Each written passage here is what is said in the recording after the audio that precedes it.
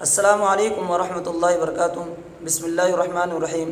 ناظرین، میں آپ کے سامنے آج بات کروں گا کہ وتر میں جو دعائے قنوت پڑھی جاتی ہے اس میں کہاں کہاں آمین کہنی ہے اور کہاں کہاں خاموش رہنا ہے۔ آمین صرف شروع سے لے کر 5 مقامات پر آمین کہیں گے اور 5 مقامات کے بعد آمین نہیں کہیں گے، کیونکہ ان 5 مقامات پر ایسے کلمات ادا کرتے ہیں جن سے ہم کوئی اللہ تعالیٰ سے کوئی چیز مانگتے ہیں ان کلمات کے ذریعے سے، اور کسی چیز سے پناہ طلب کرتے ہیں تو اللہ سے ہم ان 5 کلمات کے ذریعے سے کس چیز کو مانگتے ہیں اور یہ کس چیز سے بچنے چاہتے ہیں بس۔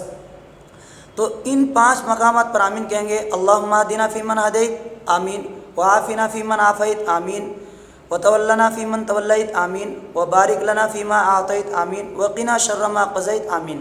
تو ان 5 مقامات پر آمین کہیں گے۔ اس کے بعد جو کہتے ہیں فَإِنَّكَ تَقْضِي وَلَا يُقْضَىٰ عَلَيْكَ، تو یہاں پر اللہ سے ہم کچھ نہیں مانگ رہے ہیں، بلکہ اللہ تعالیٰ کی ایک صفت ہے، اللہ تعالیٰ کی ہم حمد و ثنا، اس کی بڑائی، اس کی کبریائی یہاں سے شروع ہو جاتی ہے۔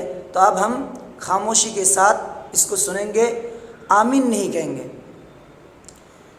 کیونکہ جہاں پر اللہ تعالیٰ کی حمد، اس کی بڑائی، اس کی کبریائی جن کلمات کے ذریعے سے کی جاتی ہے وہاں پر آمین کہنا مشروع نہیں ہے، وہاں پر خاموش رہنا ہے۔ آمین کہنا وہاں مشروع ہے جہاں اللہ تعالیٰ سے کوئی چیز طلب کی جا رہی ہو۔ تو ائمہ حضرات جو وتر پڑھاتے ہیں ان کو چاہیے کہ وتر پڑھانے سے پہلے سمجھائیں۔ میں نے کئی بار اس بات کو بتلایا تھا، تو پھر بھی جب وتر پڑھاتا ہوں تو لوگ اس میں شک میں پڑ جاتے ہیں۔ بعض لوگ کیونکہ عادت ہوتی ہے آمین کہنے کی تو بیچارے 1-2 بار پھر بھی آمین کہہ دیتے، پھر خاموش ہونا شروع ہوتے ہیں۔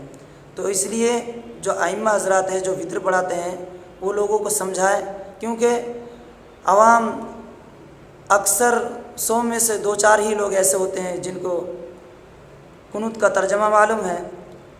جن کو قنوت کا ترجمہ معلوم ہے وہ اور لوگوں کو دیکھتے ہوئے وہ بھی آمین کہتے چلا جاتا ہے، وہ ترجمے پر دھیان نہیں دیتا ہے۔